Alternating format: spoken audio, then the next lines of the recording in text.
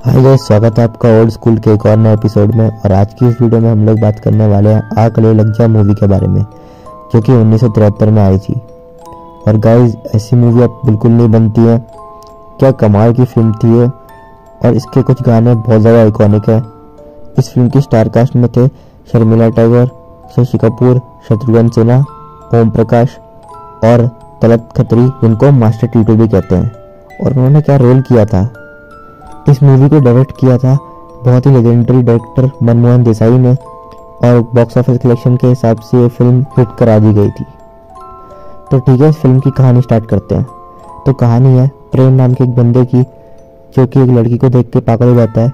और जब वो सेम लड़की को एक फैंसी ड्रेस कंपटीशन में स्पॉट करता है, तो उसके साथ फ्लर्ट करना चालू कर देता है और उससे बोलता है कि मैं तुम्हारे लिए कुछ भी कर सकता हूँ।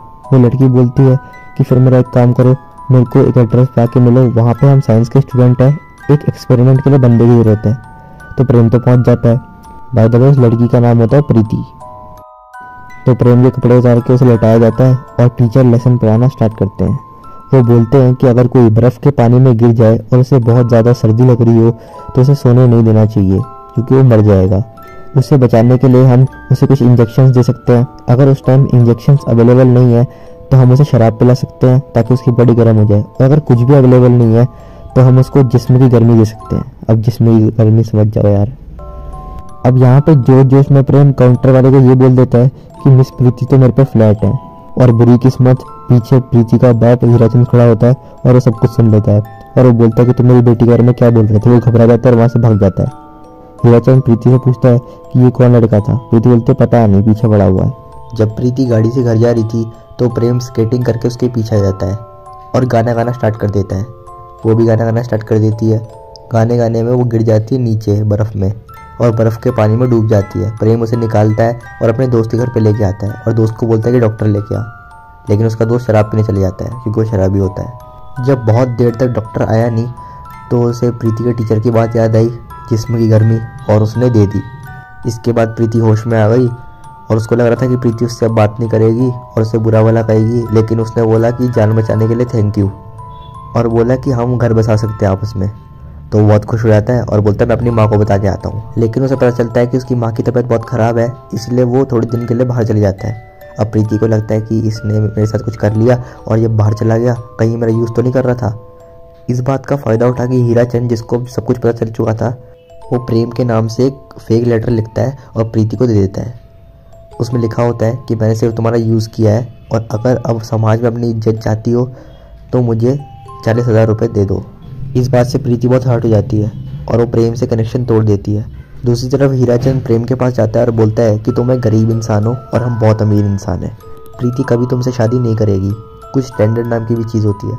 हीराचंद बोलता है कि मैं प्रीति का अबॉर्शन करा दूंगा। लेकिन प्रेम कहता है कि ऐसा मत करो, वो मेरा बच्चा है, मेरे को दे दो, और उसके बाद आप प्रीति की कहीं और शादी करा दो, मुझे कोई दिक्कत नहीं है, पर मेरे बच्चे की जान मत लो। तो हीराचंद कहता है ठीक है, लेकिन ये बात प्रीति को पता नहीं लगनी चाहिए। इसके बाद पैदा होने के बाद वो बच्चा देता है प्रेम को, और जब प्रेम की माँ का अंत होता है तो वो सब कुछ बता देता है। प्रेम का वो बेटा राहुल अब 7 बरस का हो गया था और वो हैंडीकैप पैदा हुआ था, यानी कि वो लंगड़ा था। प्रेम ने अब एक स्केटिंग क्लासेस खोल ली थी, और जहाँ पे उसकी स्टूडेंट टिक्की को उस पर क्रश था। टिक्की अक्सर राहुल से अच्छे संबंध बनाने की कोशिश करती थी। जब टिक्की का भाई विदेश से आता है, तो वो राहुल को भी एयरपोर्ट ले जाती है। तो टिक्की का भाई डॉक्टर अमर जब राहुल से मिलता है, तो वो कहता है कि मैं बहुत बड़ा डॉक्टर हूँ, और अगर तुम हैंडीकैप्ड हो तो मैं तुम्हें वापस से तुम्हारे पैरों पे खड़ा कर सकता हूँ, तुम वापस से चल पाओगे और इनफैक्ट स्केटिंग भी कर पाओगे। आज शाम को एक पार्टी है, तो तुम अपने मम्मी पापा को लेकर आ जाना। तो राहुल कहता है कि मेरी मम्मी नहीं है, पर मेरे पापा हैं। तो डॉक्टर अमर कहता है ठीक है, उनको ले आना।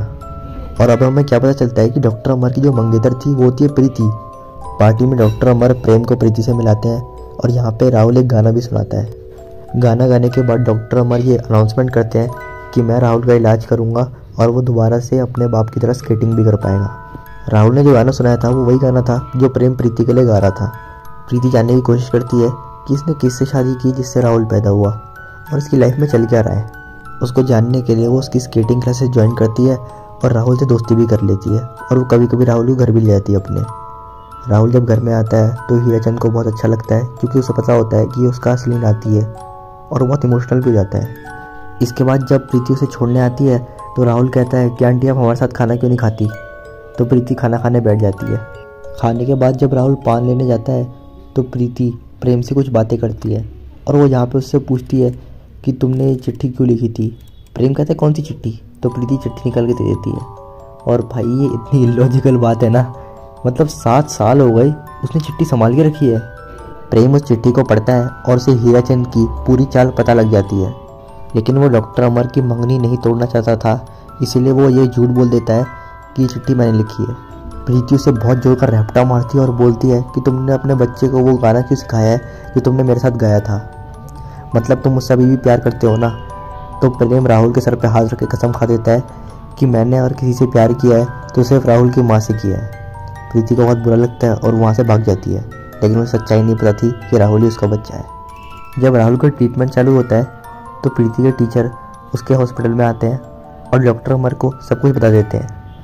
डॉक्टर अमर को जब पता चलता है कि प्रीति और प्रेम आपस में क्या कर चुके हैं तो बहुत गुस्सा हो जाता है और वो ट्रीटमेंट के दौरान राहुल को बहुत मारता है, जिसके कारण वो अपने पैरों से रेंगते रेंगते अपने बाप के पास जाने की कोशिश करता है और वो लड़खड़ा के गिर जाता है।